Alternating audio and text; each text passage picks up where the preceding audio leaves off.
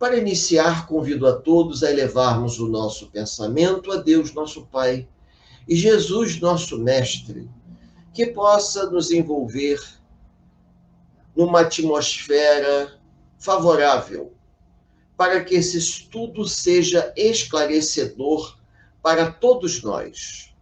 O nosso objetivo é facilitar o entendimento e a compreensão. Que os trabalhadores do mundo invisível possam estar junto a todos nós, por hoje, agora e por todo sempre. Que assim seja.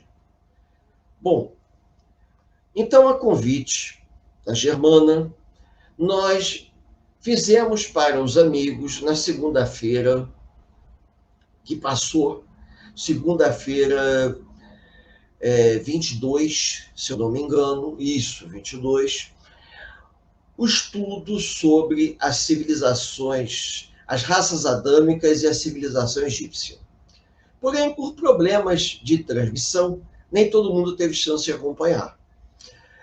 Agora, todos devem se lembrar o seguinte, que como professor de história, a minha abordagem, ela sempre será uma abordagem dentro de uma ótica como um historiador, como um professor de geografia, e talvez, em um momento ou outro, uma pincelada na história da arte. Mas eu deixo esse lado para a Germana, que é professora de educação artística, e ela seguir a linha do raciocínio com vocês a respeito da evolução das formas de pensamento que vieram com a evolução da humanidade. Como nós vamos trabalhar as raças adâmicas e a civilização egípcia, eu vou destacar os pontos mais importantes que Emmanuel colocou na obra A Caminho da Luz, para que a gente possa pensar um pouquinho. Então, eu vou pedir ao nosso companheiro Ricardo para trazer o slide e a gente possa fazer o acompanhamento do slide para vocês. Bom, então nós temos aí o slide inicial, em homenagem ao Grupo Leon Denis, tá? Para vocês, falando a respeito do breve comentário que nós estamos organizando sobre a obra Caminho da Luz de Emmanuel, em particular, raças adâmicas e civilização egípcia, tá? É apenas um comentário. Nós não temos a pretensão de fazer um estudo detalhado, até porque não há tempo hábil. Senão ficaríamos muito tempo aqui, o objetivo não é esse. Então vamos lá, vamos iniciar pegando raças adâmicas. Dentro de raças adâmicas, eu procurei perceber qual foi o objetivo de Emmanuel em nos oferecer esse capítulo. Então, eu percebi o seguinte, o verdadeiro sentido desse termo para Emmanuel correlacionar com a gênese de Kardec. Por que isso? Porque, a princípio, eu achava que a expressão raças adâmicas só existisse no livro A Caminho da Luz, mas, curiosamente, tem também no livro de Allan Kardec a Gênese. Para que a gente possa entender, vamos ver capítulo a capítulo dos slides que eu coloquei. Muito bem, vamos lá, o primeiro slide. Para que todos possam entender, a evolução do planeta Terra se dá dentro de uma programação. Nessa programação, nós temos o seguinte, temos que o Cristo, percebendo que a comunidade de homens do planeta Terra iria demorar muito tempo para evoluir, porque os recursos eram muito primitivos, se nós podemos dizer assim, traz para a Terra uma grande quantidade de espíritos que haviam sido exilados da constelação do cocheiro, da estrela chamada de Capela ou Cabra, que fica a 45 anos-luz da Terra, aproximadamente. Nessa constelação do Cocheiro, ocorre um processo evolutivo aonde muitos espíritos que não estavam acompanhando a evolução da estrutura moral da Estrela de Capela, eles seriam convidados a sair de lá e ir para um outro planeta, para um outro orbe, mais adequado a seu nível evolutivo. Com isso, o Cristo consegue que todos esses exilados da Estrela de Capela, da constelação do Cocheiro, viessem para a Terra. Vejam que 45 anos-luz é muita coisa. Então, eles se deslocam para cá e chegam aqui e deixam um mundo completamente diferente. As imagens que nós colocamos ali, nessas figuras, mostram um mundo cuja luminosidade se destaca por ser um mundo muito evoluído, moralmente falando, intelectualmente também. Mas os espíritos que saem de Capela e vêm para a Terra em 4 grandes levas, eles ainda se apegavam a determinados valores de ordem moral e intelectual que não eram compatíveis com a evolução do planeta. Então, vocês vejam espíritos muito mais etéreos foram obrigados a reencarnar em corpos densos, como, por exemplo, do homem do Paleolítico, que caçava animais e se alimentava dos animais.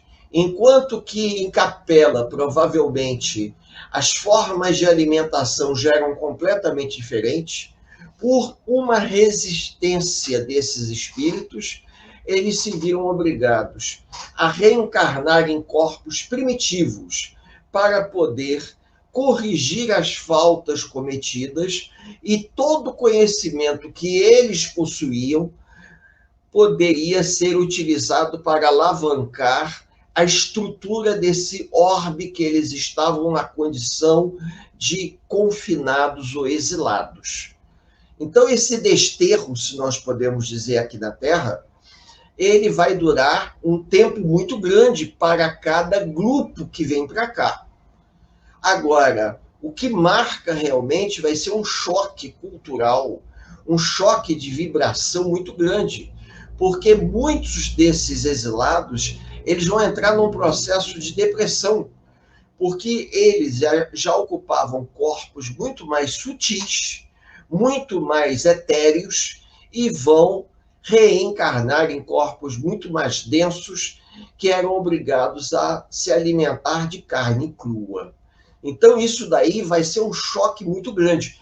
Porém, o conhecimento que eles traziam era um conhecimento muito grande, que vai alavancar a evolução do planeta Terra na passagem do Paleolítico para o Neolítico. Nós não vamos falar em datas, porque se nós falarmos em datas, fica difícil. Nosso objetivo aqui não é fazer uma abordagem arqueológica, é apenas colocar para os amigos que o processo de migração ele foi muito antigo mesmo. Como nós não temos com uma precisão exata quando o Paleolítico inferior começou, foi justamente no processo do Paleolítico que esses espíritos vieram e reencarnaram aqui na Terra, nos corpos do homem do Paleolítico, antes mesmo do homem desenvolver e dominar algumas técnicas que vai alavancar a evolução nesse período. Bom, podemos passar o slide.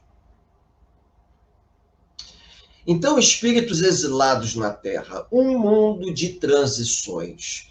Então, enquanto em Capela eles se encontravam numa condição de superioridade moral e intelectual, aqui na Terra eles foram confinados como exilados.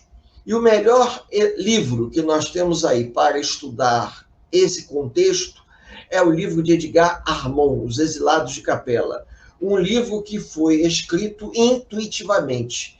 Edgar Armond, ele diz claramente que esse livro não é uma psicografia, mas é um livro intuitivo, ou seja, o mentor de Edgar Armond vai intuí-lo a pesquisar, a buscar informações de maneira que ele vai concatenar todo um conhecimento baseado na doutrina espírita para que a gente possa perceber que os antigos povos do passado, principalmente do Oriente Médio, eles tiveram a presença de companheiros vindos de um outro orbe, que reencarnam de forma bem primitiva no início da história desses povos para alavancar o seu processo de evolução.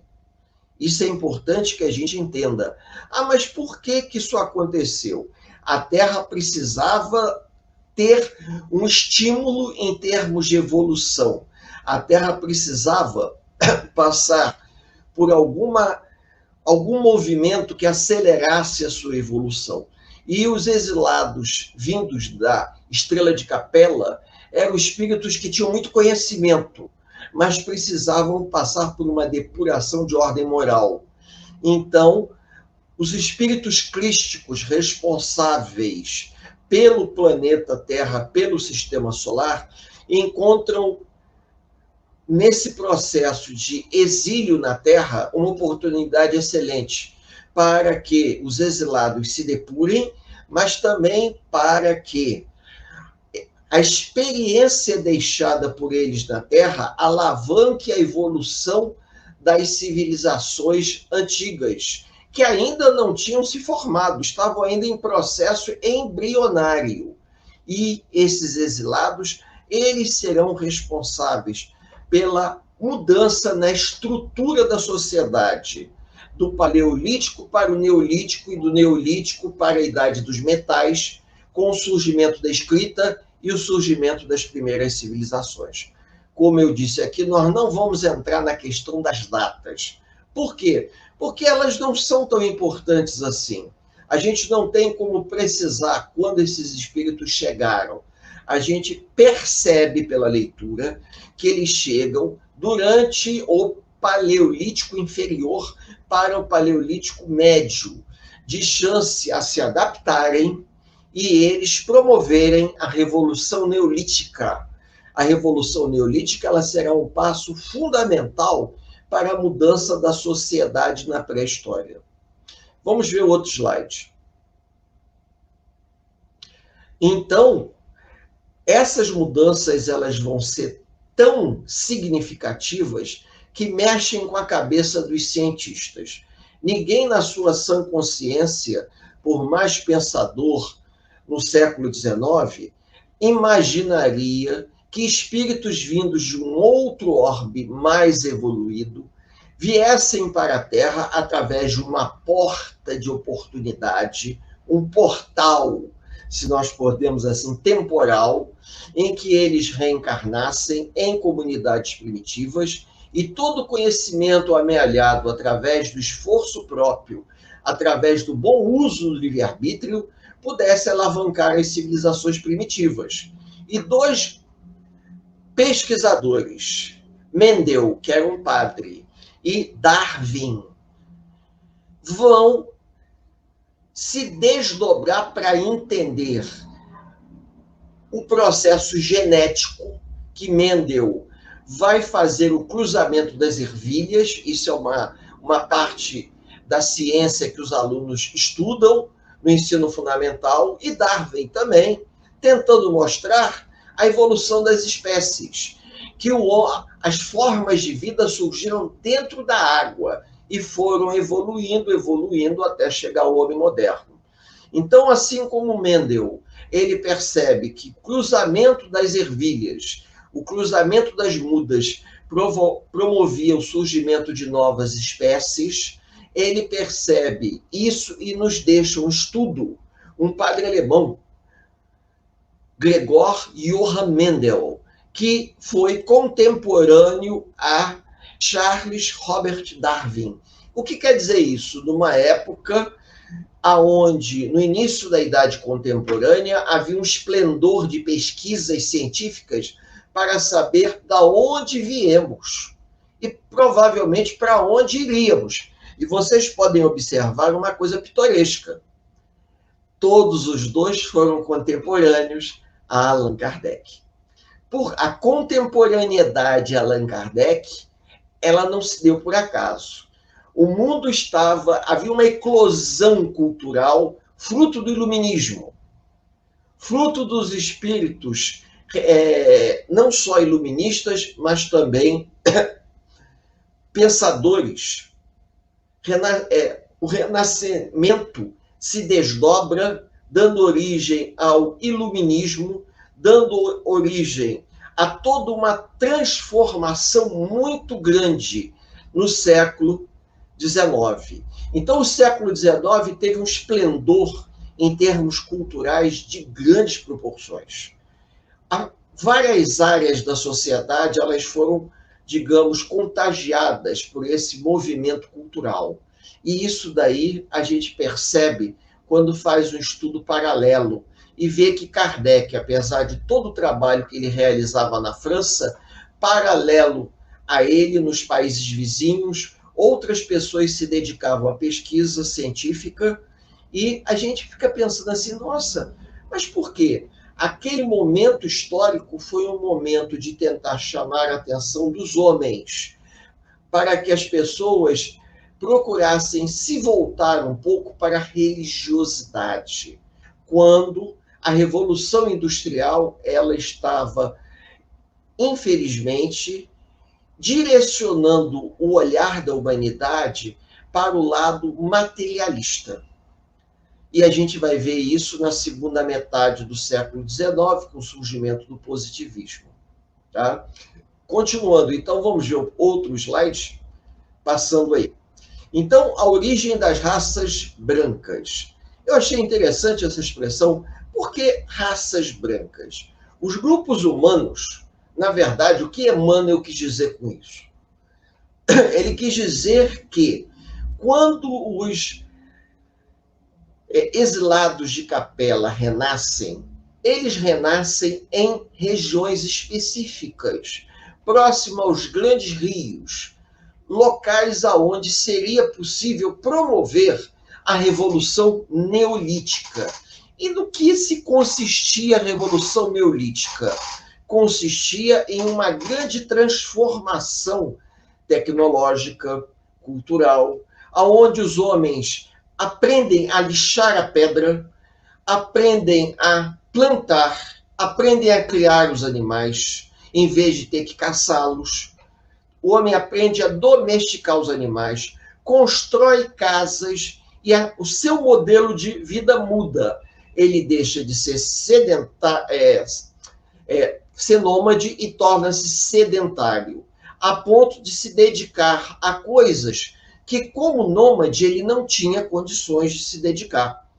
E existe uma região específica, sim, nas margens dos grandes rios da Antiguidade Oriental, no caso Oriente Médio, que fica entre Egito e Índia. Nesse intervalo de tempo, ou nesse intervalo físico, nós temos grandes rios, como, por exemplo, o Rio Nilo, no Egito, o Rio Tigre e Eufrates, na Mesopotâmia, o Rio Indo e Ganges, na Índia, o Rio Amarelo e o Rio Azul, na China. Então, esses rios permitiram que os espíritos vindos de Capela, tá, eles fossem em levas reencarnando e que eles, utilizando todo o conhecimento que eles traziam no seu arcabouço de experiências inalienáveis da alma, pudesse ser aplicado. Aplicado como? Na Revolução Neolítica. E o que consiste a Revolução Neolítica? O homem aprende a lixar a pedra não é mais lascada, ela passa a ser polida. Na Revolução Neolítica, Os homens desenvolvem a agricultura, a mulher aprende a plantar. Segundo alguns historiadores, a mulher vai ser o primeiro lavrador que surge. Depois, ocorre uma divisão de trabalho dentro da sociedade neolítica. Alguns faziam um tipo de trabalho e outros faziam outro tipo de trabalho. Por exemplo, a mulher realizava a lavoura, realizava a coleta, o homem fazia a caça, a pesca. Essa divisão de trabalho foi a primeira divisão de trabalho que surgiu, que antecede ao surgimento da civilização. Porque para ver a civilização, a sociedade tinha que estar um pouco mais estruturada. E quando isso vai acontecer?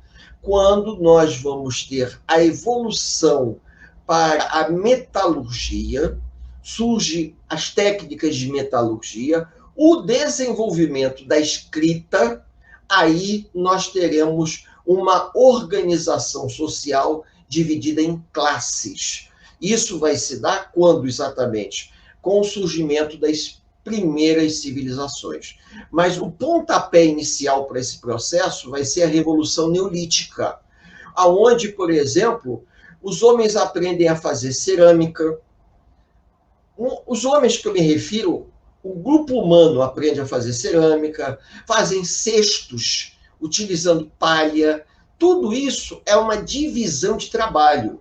Essa divisão de trabalho era quase que impossível de acontecer no período do Paleolítico. Ele vai se dar no período do Neolítico, porque essas novas ideias que vão aparecendo homeopaticamente permitem que o grupo humano vá se organizando de uma forma diferente.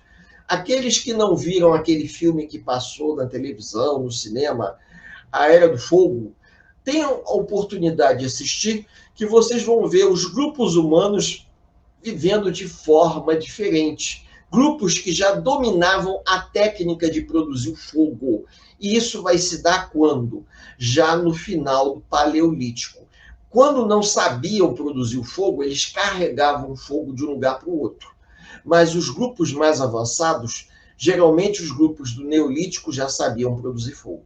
E esse conhecimento científico, isso veio da onde? Como é que isso foi desenvolvido? Segundo a gente percebe pela leitura do livro A Caminho da Luz, que isso eclodiu como um desdobramento do conhecimento que os capelinos trouxeram e que permitiu que eles, ao utilizarem esse conhecimento, ajudassem a alavancar a sociedade humana, de maneira que os grupos humanos, nesse momento, que já eram grupos mais avançados, não eram grupos primitivos como Pithecanthropus erectus, já era, por exemplo, o homem moderno, o homem de Neandertal. Isso tudo permitia que eles pudessem utilizar aquele corpo, o seu conhecimento. Eles não estavam tão bitolados, eles não estavam tão cerceados por um corpo primitivo. Esse corpo já permitia que os capelinos utilizassem todas as suas habilidades para desenvolver a sociedade. Isso é uma coisa assim muito sutil. Fica difícil da gente conseguir verbalizar. Eu diria até que em alguns momentos essa explicação ela é até um pouco romanceada, porque fica difícil a gente visualizar isso de uma maneira tão precisa, por ser uma coisa muito antiga e nós não termos um registro.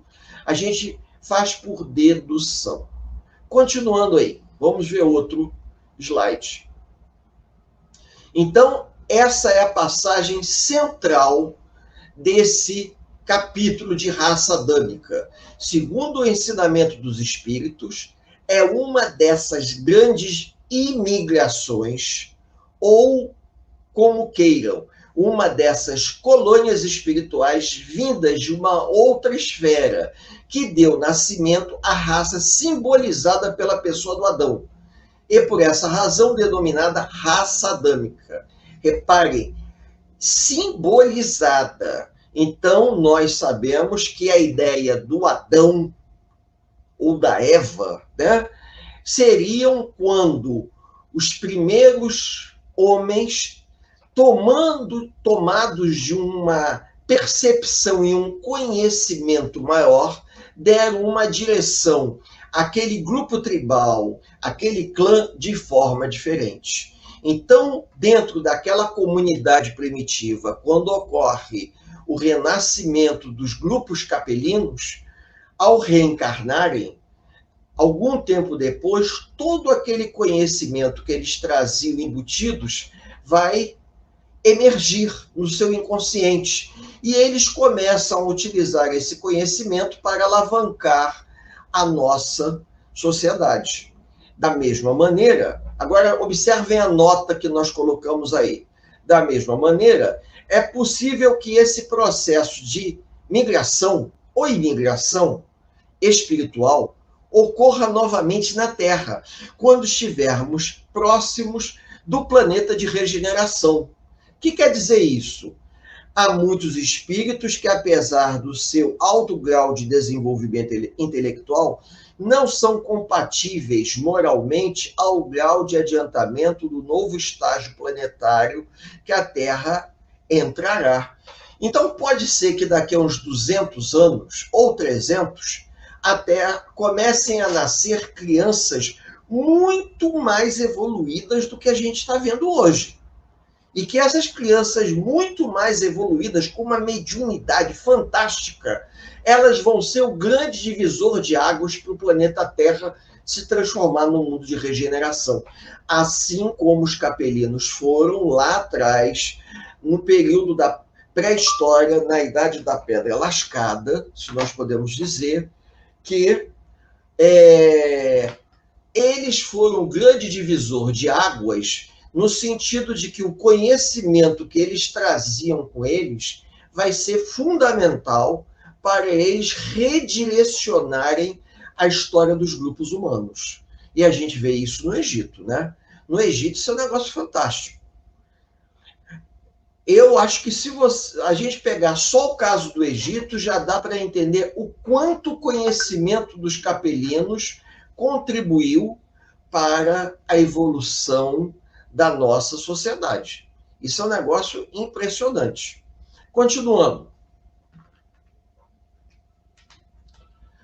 Bom, 4 grandes povos vieram, ou melhor, os capelinos foram distribuídos em 4 grandes grupos. Esses 4 grandes grupos, eles foram espalhados pelo Oriente Médio para o Oriente.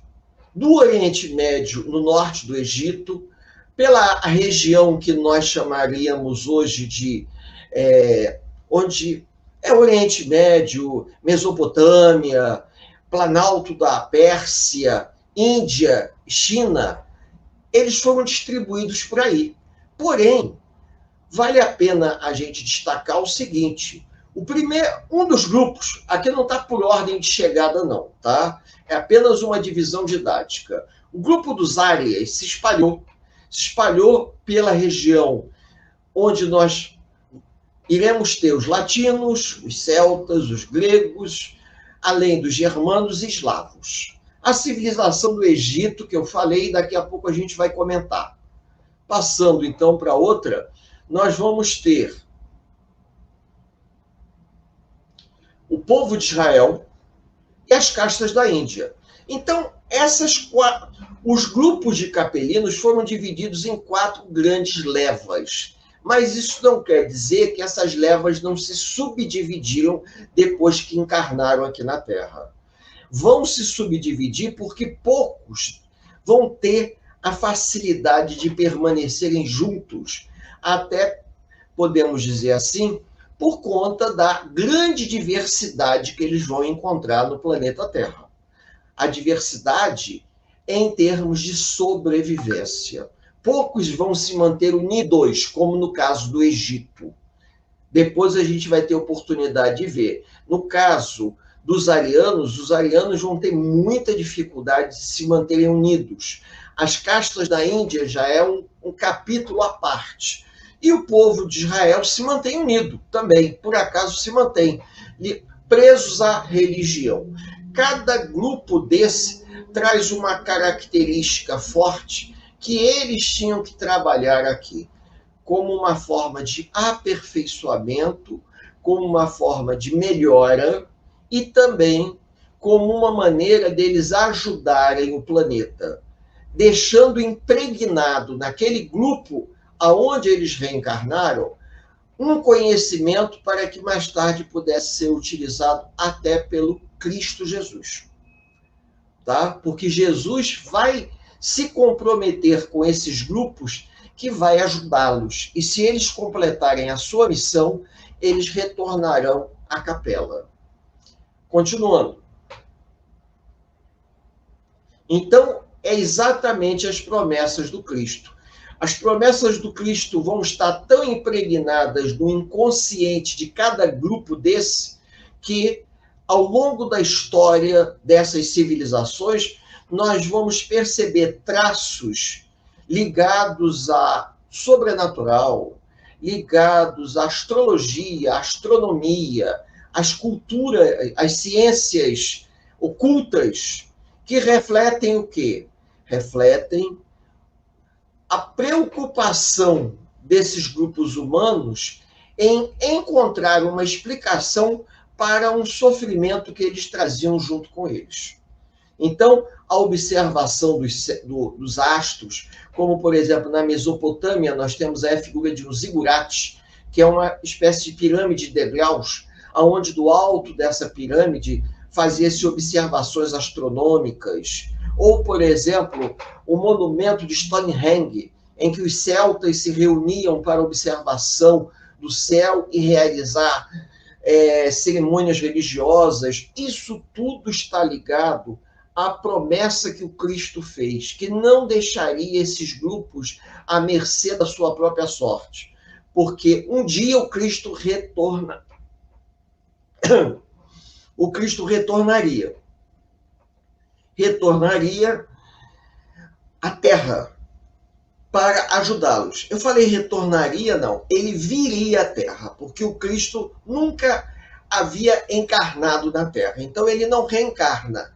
Ele encarna na Terra, e quando ele encarna na Terra, parece que todos os povos da antiguidade sabiam que o ser de luz estava prestes a encarnar pela primeira vez. O melhor exemplo são os reis magos da Pérsia, que se deslocam em busca daquele ser de luz. Mas como que eles sabiam isso? Através das pitonisas, através da observação dos astros, de forma intuitiva. Eles sabiam que alguém viria trazendo a esperança para quem? Para os capelinos, para todos aqueles que buscavam a evolução, a paz interior. Isso é um negócio, quando a gente começa a pesquisar, é um negócio assim, que você envereda por um caminho muito fantástico, que faz com que a gente pare para pensar a que ponto o homem traz do seu inconsciente um compromisso com o sobrenatural ou com o plano espiritual, a ponto de passar as gerações e aquele conhecimento que ele traz do inconsciente emerge e o indivíduo acaba realizando aquilo que ele se prontificou. O melhor exemplo é a história dos Reis Magos, né? Continuando, então, vamos ver se nós temos mais alguma coisa. Não. Então, antes de nós entrarmos na civilização egípcia, só para a gente fechar, o compromisso da raça adâmica era um compromisso de alavancar os grupos humanos que existiam na Terra. Ou seja, os espíritos que estavam aqui, que haviam encarnado aqui, se fossem evoluir única e exclusivamente por iniciativa deles, demoraria muito. Isso me faz lembrar muito quando, por exemplo, as turmas nas escolas, elas não podem ser homogêneas demais, porque senão isso tem um problema. Você tem uma turma muito avançada e tem uma turma muito atrasada.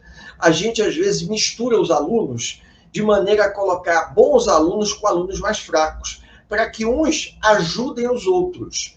Então, o objetivo, provavelmente, dos espíritos crísticos era trazer esses espíritos mais evoluídos tecnologicamente para que eles, na convivência com espíritos mais simples, mais primitivos, se eu posso usar essa expressão, pudessem dar uma alavancada, ensiná-los alguma coisa básica para que aquilo fosse um grande divisor de águas em termos de história.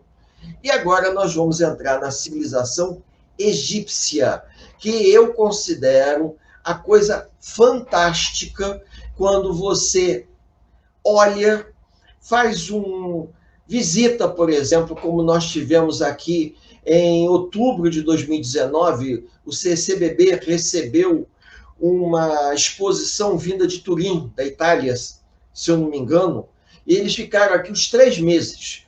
O número de visitas ultrapassou as expectativas. As pessoas ficaram fascinadas em ver tudo aquilo que estava ali. Pedras esculpidas à mão, que parecia uma máquina. A perfeição dos desenhos esculpidos no granito branco é uma coisa assim incrível. Eu já tive a oportunidade de ver também exposições que você fica assim fascinado, como é que pode? Quando nós tínhamos aqui na Quinta da Boa Vista, no Museu que Pegou Fogo, aquela exposição do Egito, eu tive a oportunidade de ir várias vezes, levei meu filho, a gente observava com detalhes os processos, as lápides, as estelas funerárias. Você fica pensando assim, como é que o cara conseguiu esculpir com tamanha perfeição? Da onde que eles tiraram esse conhecimento técnico? Qual foi o orientador desse processo? Tudo nos leva a crer que os espíritos que se dedicaram a esse tipo de tarefa como artífices, operários, eles possuíam uma experiência nata muito grande. Há coisa de pouco tempo atrás, apareceu uma reportagem, eu não sei se foi, não me lembro qual foi o canal, para não ficar fazendo propaganda, um rapaz que ele sempre gostava de escutar música de piano, ele trabalhava, eu não sei se era como pedreiro, e ele estava numa casa fazendo um serviço e ele escutou tocar piano. E ele ficou ouvindo na porta a moça tocar. E a dona da casa, que estava usando os serviços dele, falou assim, você gosta? Isso aqui no Brasil. Ele falou, sim, eu sempre gostei. Lá em casa eu comprei um pianinho para minha filha e fico dedilhando. E a moça, sem saber por quê, disse para ele, você gostaria de tentar tocar? E ele falou assim, mas eu estou todo sujo. Ela falou, não, se lava, senta aqui e tenta tocar. O rapaz sentou e instintivamente o rapaz começou a tocar. Ela ficou impressionada e ele mais ainda. Porque da onde que veio esse conhecimento? Da onde? Aquele maestro holandês, André Rieu, que muita gente conhece, que realiza aqueles concertos e leva crianças prodígio para cantar e tocar. A coisa é tão impressionante que as pessoas ficam, às vezes, paradas vendo um menino de 6 anos tocar violino com uma habilidade como um mestre, ou uma menina de 9 anos cantar ópera com uma facilidade como se já fosse treinada há muito tempo. Tudo bem que eles tiveram orientação, mas a facilidade que o indivíduo traz, aquilo só pode ter sido algo de vidas anteriores. É essa facilidade que os capelinos vão ter.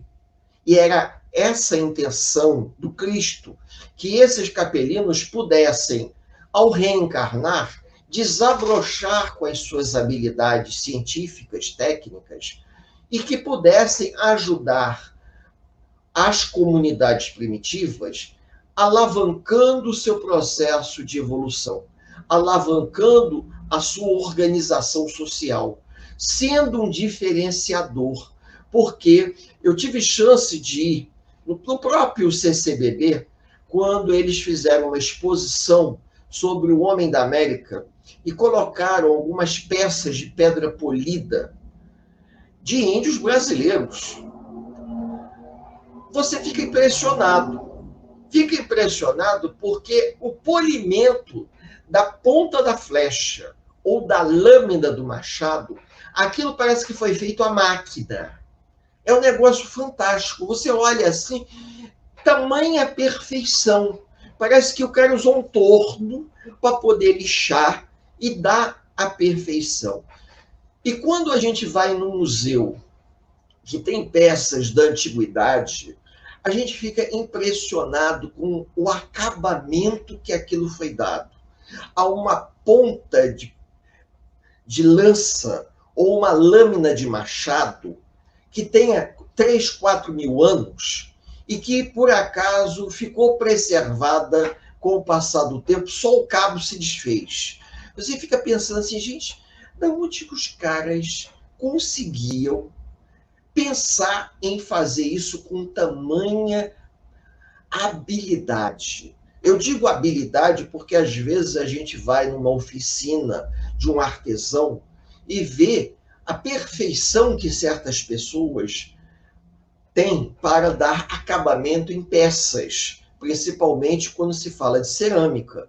Agora, quando você fala de uma coisa de 4 mil anos atrás, cuja perfeição desafia as pessoas, os artesãos de hoje, os caras têm dificuldade de reproduzir aquilo que foi encontrado, porque os americanos adoram reproduzir as peças para venderem com assinatura de artistas. Nos museus de Nova York, é o que mais você encontra, peças que são reproduções assinadas por artistas.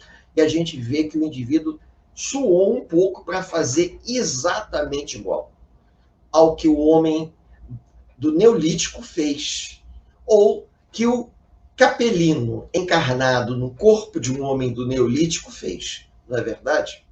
Bom, vamos lá. Na civilização egípcia, vamos entrar agora para que a gente possa ver a beleza que os egípcios nos legaram, ou melhor, que os capelinos que reencarnaram na civilização egípcia legaram para nós, dando a vazão, exteriorizando todo o conhecimento que eles traziam no seu inconsciente, adaptando esse conhecimento à realidade do lugar. Então vamos ver o nosso primeiro slide sobre a civilização egípcia. Bom, logo de cara, a grande imagem que nos marca são as construções das pirâmides. O processo de mumificação dos mortos, a escrita, a habilidade de você desenhar a escrita numa pedra utilizando uma talhadeira, e os papiros que nós utilizamos. De vez em todo mundo que viaja ao Egito traz um monte de papiro de presente para os amigos. Papiros feitos de uma plantinha que os egípcios tiravam ela, cortavam e usavam para fazer papel, né? Então a gente fica às vezes de queixo caído com a beleza, com o colorido, até mesmo encontrado nas tumbas, como foi na tumba de Tutankhamon, que foi praticamente uma tumba que não foi saqueada, e todos os tesouros, tudo que havia sido colocado na tumba lá se preservou. Mas o que marca mais a história dos egípcios, em primeiro lugar, as grandes construções de pedra. Ou seja, entre esses capelinos provavelmente vieram grandes arquitetos, engenheiros, matemáticos, que para poder elaborar os cálculos para arrastar blocos de pedra de toneladas, empilhá-los e construir uma pirâmide de 153 a 157 metros, a altura de um prédio de 50 andares, cá para nós, o cara tem que ter um conhecimento muito grande. E a construção levar 30 anos, porque isso não foi uma coisa tão rápida assim. Foi o tempo de duração do governo do faraó. O faraó começava a construir a pirâmide quando ele se tornava faraó, que era o local onde ele seria sepultado. Ao mesmo tempo, o faraó, com a ajuda do clero, exercia um controle rígido sobre a população. Esse controle era chamado de modo de produção asiático, aonde os sacerdotes ajudavam no controle da produção do alimento. E com a produção do alimento, o faraó conseguia garantir que todos os trabalhadores, a mão de obra, pudesse se dedicar na construção da pirâmide. Mas temos que nos lembrar que a sociedade egípcia, ela já era uma sociedade dividida em camadas sociais. Viviam todos ao longo das margens do rio Nilo, porque era região fértil. Se afastando 300, 400 metros do rio Nilo, você dava de cara com um deserto extremamente quente e árido. Uma verdadeira barreira natural que impedia que os egípcios saíssem daí e que os povos vizinhos se aproximassem. Então, o Egito ficava isolado em relação ao mundo externo por conta do deserto. As técnicas de mumificação que conservaram os corpos até hoje. Vocês imaginem, múmias de 5.000 anos, em perfeito estado de conservação, que técnica que se usava? Quais eram os produtos químicos que se usava? Se hoje, para conservar um corpo, um cadáver, para ser enterrado em uma outra cidade ou em outro país, o pessoal tem que ficar injetando formol, e mesmo assim tem que saber como fazer, né? Dizem que aquela múmia do Lenin, lá em Moscou, né? Existe o mausoléu do Lenin. Todo dia tem um cara lá que fica cuidando da múmia, coloca gotinhas de formol para dar a impressão que Lenin está dormindo no seu mausoléu. Até hoje é difícil dominar essa técnica. Como é que os egípcios conseguiam fazer isso há 5.000 anos atrás? É fantástico. Não só isso, mas também as máscaras funerárias do Antigo Império, como a máscara de Tutankhamon que aparece aí. É uma obra-prima que a gente fica, às vezes, assim, surpreso. Não é surpreso pela máscara em si. Quando você para pensar que isso foi feito há 5.000 anos atrás, numa época de isolamento completo, onde que eles tiraram o conhecimento para elaborar e fazer tudo isso? É uma boa pergunta, né? Existe aquele famoso livro de um holandês, séculos... Eram os deuses astronautas?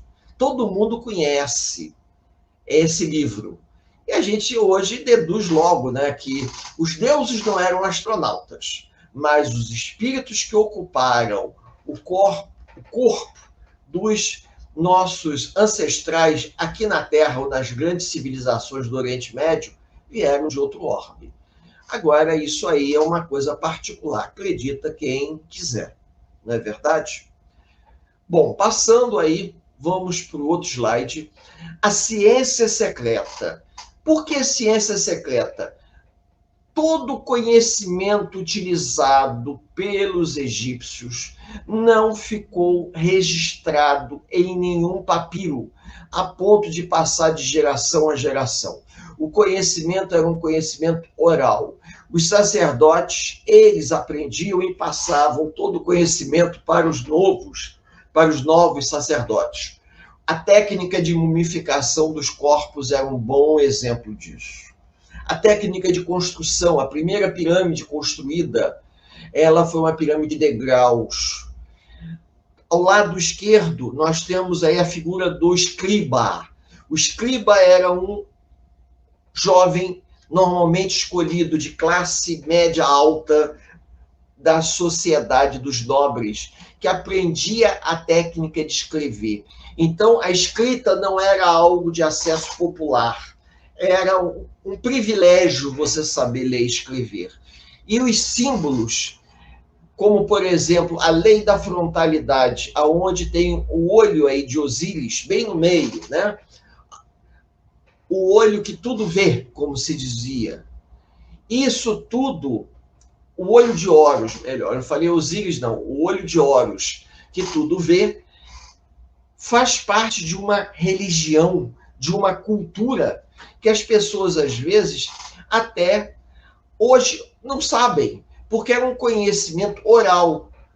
a maior parte da população era formada de camponeses, escravos e trabalhadores braçais. Somente o alto da pirâmide, a parte de cima da pirâmide, da metade da pirâmide social para cima, vocês podem observar aí que nós temos o desenho da pirâmide, né, na parte de baixo. E observem que tem uma marcação. Então, nós vamos dizer que dos comerciantes, dos escribas para cima, é que eram as pessoas privilegiadas, que poderiam saber essas informações a ponto de passarem o conhecimento. Nem os próprios soldados, somente, digamos assim, os oficiais. O soldado mediano, ele não tinha acesso a esse conhecimento, porque o conhecimento era de acesso exclusivo de uma camada da população. Por isso que o conhecimento não foi transferido. Ele era transferido oralmente, era história oral. E num determinado momento da história, esse conhecimento não é mais transferido, as gerações subsequentes não herdam o conhecimento. Não herdando o conhecimento, parte do conhecimento vai se perder. Essa é a grande importância dos livros, a grande importância dos papiros, tudo que fica escrito. Então, por exemplo, existem grupos no Egito que estudam, que se dedicam a pesquisar o máximo, para tentar entender por que muita coisa se perdeu. E pelo que Emmanuel nos diz, os capelinos cumpriram a missão deles no Egito e retornaram. Então, aquele conhecimento que se passava de geração a geração deixou de ser passado, porque aquelas pessoas que tinham mais habilidade, que dominavam esse conhecimento, não tiveram condições de transmiti-lo a novas gerações. Continuando, vamos ver outro slide. O politeísmo simbólico. Os egípcios tinham um deus para cada dia do ano. Eles tinham deuses para tudo.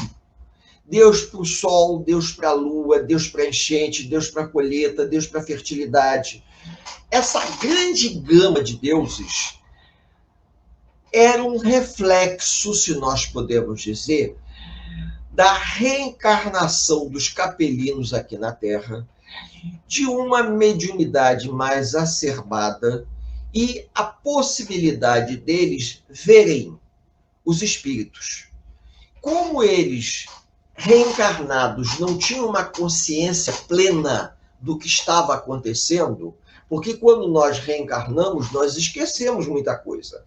Então, eles reencarnaram, eles traziam uma parte do conhecimento que era para ser direcionado para ajudar os povos que viviam aqui, mas uma parte do conhecimento eles não tinham, ficava uma coisa meio estranha, se nós podemos dizer assim. Daí que surgiu uma tendência muito grande a se dedicar a vários deuses, como se aqueles espíritos que os sacerdotes viam eram deuses, e na verdade não eram nada mais do que espíritos, como vocês vão ter oportunidade de estudar mais adiante, quando falarem sobre as famílias arianas que ocupam a Europa Central, vocês vão ver que os celtas vão adorar o sol, a lua, a árvore, a pedra. Então, os egípcios também adoram os deuses da natureza, o deus da vida, o deus da morte, como uma forma de tentar explicar para eles mesmos que eles traziam conhecimento, mas isso não era uma coisa lógica. O abafamento do corpo que eles estavam impediam que eles tivessem a compreensão exata do que se passava. Só depois, quando desencarnavam, é que eles, retomando a consciência, eles percebiam o que estava acontecendo. É algo muito parecido que se dá conosco, quando nós trazemos lembranças de vidas passadas e que na atual encarnação não faz sentido nenhum. A gente, por exemplo, olha para uma pessoa e acha a pessoa extremamente simpática, ou nós temos uma forte aversão. Aquilo a gente não explica. Puxa, mas por que eu tenho tanta simpatia por fulano E por Beltrano também, eu tenho uma antipatia gratuita. É quase que algo que você não tem explicação. Naquela época, coisas que eles não conseguiam explicar de forma lógica, coisa que hoje a gente consegue explicar com a doutrina espírita, eles acreditavam que eram deuses, espíritos, e que eles deveriam cultuar esses deuses fazendo sacrifícios, entregando oferendas. E os sacerdotes tiravam proveito disso, porque cada deus tinha um templo, e a população, os camponeses, os escravos, tinham que prestar reverência a esses deuses, levando comida. A comida era a principal forma de oferenda, e os sacerdotes viviam dessas oferendas. Então era interessante que no Egito tivesse muitos templos, muitas igrejas, falando português claro, porque assim a população primitiva que vivia ali e que acreditava na palavra dos sacerdotes que o faraó era um deus encarnado, colocava em cada templo um pouquinho do que havia colhido, e os sacerdotes se aproveitavam disso, né? É uma forma, digamos assim, de se explicar o politeísmo egípcio. Teve um faraó que tentou o monoteísmo, mas ele foi afastado. Não foi afastado pelos sacerdotes. Porque ele, forçando o monoteísmo, os sacerdotes perdiam a força. Tá? Perdiam a força quando esse faraó, que agora me fugiu o nome, ele tenta acabar com todos os deuses e criar um deus único, que era o disco solar. Quando os sacerdotes percebem, tá, que ele iria enfraquecer o poder de toda a classe do clero egípcio, eles conseguem afastá-lo do poder e restabelecem o politeísmo. Continuando, para que a gente já possa ir terminando, senão eu acabo me estendendo demais. O culto da morte e a metempsicose. Isso era um dos motivos também que levavam os sacerdotes a controlar a população. Tirando do livro dos Espíritos, tá? Tá até aí a explicação. A metempsicose é uma doutrina que sustenta a transmigração da alma humana para corpos animais ou vegetais, espécies vegetais.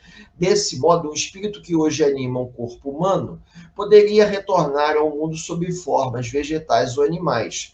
Se assim fosse, verificar-se-ia um retrocesso evolutivo, impossibilidade estabelecida pelas leis naturais. Então, o que quer dizer? Quer dizer que os próprios sacerdotes se aproveitavam disso para explorar a população. O próprio faraó também. Se todos não obedecessem ao faraó, numa próxima encarnação eles voltariam como animal. E como no Egito existia muito jacaré e hipopótamo, era comum dizer que se o indivíduo não obedecesse ao faraó, na próxima encarnação o faraó poderia influenciar para que ele voltasse sob a forma de um animal, principalmente um animal daqueles que viviam na lama. Então, amedrontando a população se submetia mais ainda. E quando se dava isso? No Antigo Império, quando eles acreditavam que o faraó era um deus encarnado. Por isso que o faraó construiu grandes obras arquitetônicas, porque havia uma manipulação imensa da população. A população era manipulada pelo faraó junto com os sacerdotes. A população trabalhava produzindo comida e, com o excedente alimentar, o faraó conseguia construir as grandes pirâmides. Era o que se chama a história modo de produção asiático. Tá bom? Continuando, vamos lá, para a gente ir fechando isso. Os egípcios e as ciências psíquicas. Vejam, é estranho dizer isso, mas na época da Primeira Guerra Mundial, alguns aviões, quando sobrevoavam o Vale dos Reis, onde tem as pirâmides, segundo contam, a bússola ela ficava totalmente confusa. Porque, segundo dizem, existe uma força magnética muito grande naquela região, aonde os instrumentos analógicos, não os digitais, se embaralhavam todo. Então, os aviadores, durante muito tempo, evitavam cruzar a região das grandes pirâmides, por causa dessa força magnética. Alguns atribuíam, digamos, a maldição das múmias, principalmente quando Carter, tá, financiado pelo Lord Carnarvon, ele vai conseguir localizar a tumba de Tutankhamon. Foi um grande achado em 1922. Lord Carnarvon, ele vai financiar Carter para que Carter pudesse pagar trabalhadores e pudesse localizar a tumba de Tutankhamon, e ele consegue achar. Se a gente procurar aí na Netflix, a gente vai encontrar documentários falando sobre isso. Porém, naquela época, não se conheciam certas coisas que hoje nós temos um domínio, como, por exemplo, uma tumba fechada durante muito tempo, ela desenvolve micro-organismos. Os produtos utilizados na conservação dos corpos eram à base de ácidos, como, por exemplo, soda cáustica.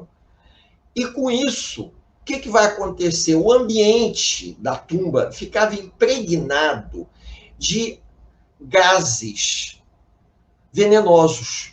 Então, por exemplo, o ideal seria abrir a tumba, refrigerá-la, colocar um grande ventilador na entrada da tumba para arejar, exatamente como se faz em bueiro. Eu não sei se vocês já viram, quando o pessoal está trabalhando, o pessoal da Light ou da SEG está trabalhando nos bueiros, existem aqueles ventiladores, justamente para ventilar o bueiro, para tirar todos os gases. Na época não tinha essa visão. Então o Lord Carnarvon, ele entrou ali e provavelmente deve ter respirado algum micro-organismo que desenvolveu uma doença. E quando ele volta para a Inglaterra, ele morre. E aí as pessoas ficaram dizendo que foi a maldição da tumba do faraó, a maldição do faraó. E hoje se sabe perfeitamente que, apesar dos egípcios terem desenvolvido muitas técnicas, o ar da tumba estava viciado por micro-organismos. Quem nunca teve oportunidade de entrar numa casa, um armário, você tem um armário em casa fechado, quando você abre o armário, aquele mofo de dentro do armário faz com que, às vezes, a gente até se sinta mal.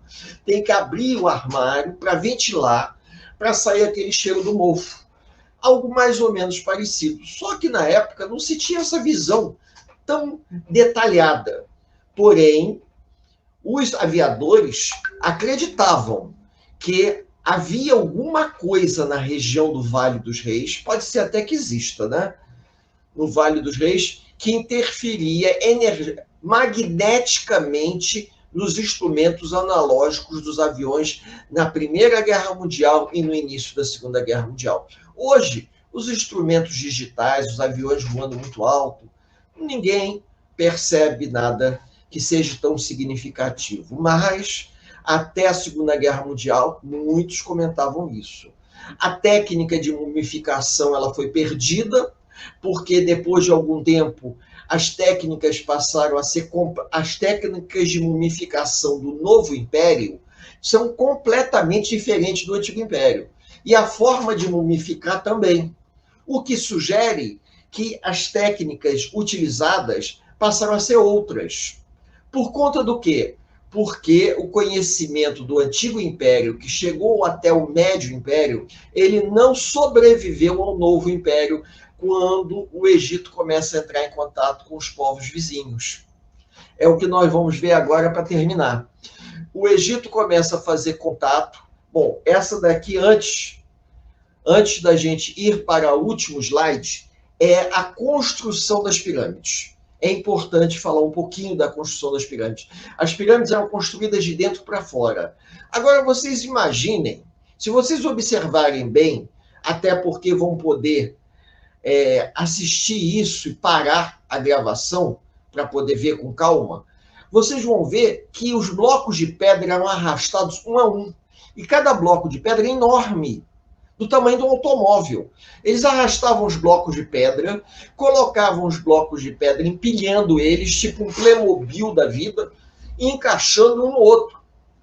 De forma que a pirâmide era construída de dentro para fora, havia um sistema de ventilação, e a câmara funerária onde o faraó era sepultado ficava numa posição que só uma ou duas pessoas poderiam saber, justamente para que ninguém pudesse invadir a câmara do faraó. E às vezes o faraó mandava cortar a língua do indivíduo para que ele não contasse para ninguém. Era às vezes um trabalhador e não sabia ler e escrever, então mandava cortar a língua para que ele não falasse. Como entrar na tumba? As técnicas utilizadas eram técnicas muito interessantes, técnicas muito visionárias para a época. Tá? Então, se vocês quiserem fazer uma pesquisa, vocês vão ver que como é que eles conseguiam desenvolver essas técnicas 3.000 anos antes de Cristo. Teve uma vez que o Japão tentou desenvolver um projeto lá no Egito para tentar simular a construção de uma pirâmide. E os japoneses ficaram fascinados porque o conhecimento que se usou naquela época era um conhecimento muito mais avançado do que as ideias que se tem hoje de construção. Então, levantou-se uma dúvida: da onde que veio esse conhecimento? E para onde ele foi? Então, se é um conhecimento transmitido de pai para filho, num determinado momento, a geração que dominava essa técnica, ela parou de transmitir esse conhecimento se perdeu. Da mesma maneira que a técnica de mumificação dos mortos. Tá? Então, para que a gente finalize, então, agora eu acho que é o último slide, que mostra isso, mostra no Novo Império a influência estrangeira. Aí nós vamos ver pinturas de lápides funerárias, quadros, em que a gente vê perfeitamente que o tipo de semblante não é um semblante egípcio. Há uma mistura aí de gregos e até de romano também. Essa influência, ela se dá já no finalzinho do Novo Império, bem no final do Novo Império. O indivíduo, em vez dele ser embalsamado e sepultado da forma convencional, era diferente a forma de mumificação. E no lugar da máscara funerária, eles botavam essa tábua com a pintura do desenho do rosto do morto. Na parte de cima, nós temos aí 2 painéis que mostram invasões. Já na fase final da história do Egito, o Egito sofre muitas invasões de povos vindos do norte, e, através do comércio, o Egito vai perdendo o seu isolamento. E, à medida que o Egito vai perdendo o seu isolamento, todo aquele conhecimento que foi transmitido através de várias gerações pelos exilados de Capela vai desaparecendo. Segundo Emmanuel nos conta, esse conhecimento vai desaparecendo porque os capelinos que reencarnaram no Egito conseguiram cumprir seu objetivo. E aí o Cristo permitiu que eles retornassem para a Capela. Então, boa parte dos capelinos que reencarnam no Egito retornam para a Capela, o que não vai se dar necessariamente com os outros grupos humanos. Então, a gente finaliza aí, eu acho que esse é o último mesmo, tá?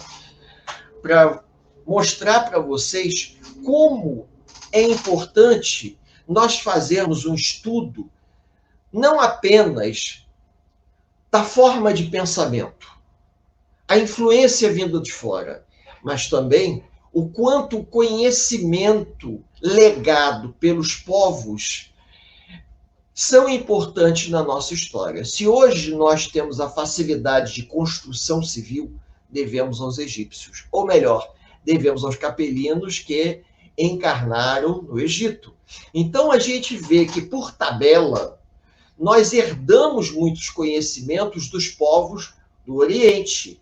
E esses povos do Oriente receberam esse conhecimento vindo de espíritos que reencarnaram aqui, exilados aqui, banidos aqui, de outro orbe, não como missionários, mas estavam aqui de forma provacional. Todos os capelinos vieram de forma provacional. E eles tinham como missão se dedicar ao planeta para poder resgatar as faltas cometidas e retornar a seu mundo de origem. Bom, como eu disse, nem todos tiveram essa oportunidade, mas vocês vão ter chance de estudar mais adiante sobre a Índia, sobre as famílias arianas, sobre o povo hebreu, sobre a China milenar. E aí vocês vão conseguir perceber as pinceladas da espiritualidade alavancando a história dos povos, de maneira a ajudar no crescimento e no desenvolvimento da humanidade. Emmanuel ditou para Chico Xavier essa obra com o objetivo de nós valorizarmos a humanidade enquanto um todo, porque a obra foi ditada em 1938, um ano antes de começar a Segunda Guerra Mundial. E nós sabemos perfeitamente que o interesse dos povos, a disputa pelo poder, foi tão grande que poderia ter destruído boa parte da cultura que os companheiros vindos de outro orbe ajudaram a construir para servir de estímulo ao nosso desenvolvimento e ao nosso crescimento espiritual. Para nós finalizarmos, eu convido a todos a elevarmos o pensamento a Deus, dizendo: obrigado, Senhor, por esse encontro fraterno. Que o estudo aqui compartilhado possa nos auxiliar no nosso crescimento, não apenas na condição de encarnados, mas na condição de espíritos eternos.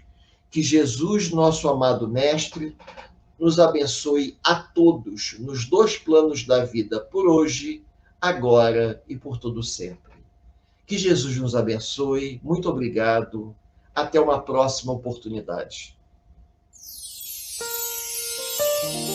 A Casa Espírita Ilha de Paquetá, CEIP, agradece a presença de todos. Deseja que tenhamos uma excelente noite de sono reparador, com descanso do corpo físico. E que nosso espírito possa emancipar-se em missão de trabalho no bem ou em estudos em esferas espirituais mais elevadas.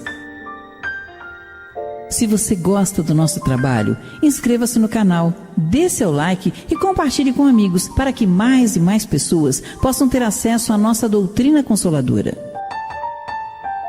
Divulgar o Espiritismo também é caridade. Fique com Deus e que a paz de Jesus vos guie.